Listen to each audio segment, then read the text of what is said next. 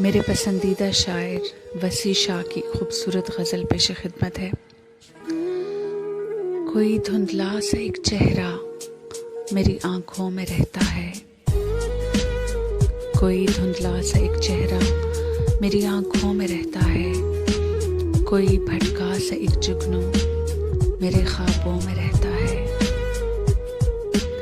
एक मानूस सी आवाज़ मुझे सोने नहीं देती, एक मानूस सी आवाज़ मुझे सोने नहीं देती, कोई उलझा सा एक जुमला मेरी यादों में रहता है किसकी शबनमी आंचल की खुशबू अब तलक मुझ में, है किसकी शबनमी आंचल की खुशबू अब तलक मुझ में, कोई एहसास महका सा मेरी सांसों में रहता है। मुझे खुद पर नहीं काबू, न मैं कुछ बोल सकता हूँ, मुझे खुद पर नहीं काबू, न मैं कुछ बोल सकता हूँ। असर ये किसके लफ्ज़ों का मेरी बातों में रहता है।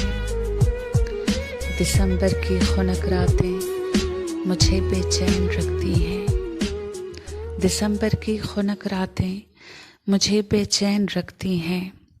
लम्स एक हाथ का अब तक मेरी सोचों में रहता है दिल भी मुस्तरब, एहसास भी सोचों के उलझन में, है दिल भी मुस्तरब, एहसास भी सोचों के उलझन में।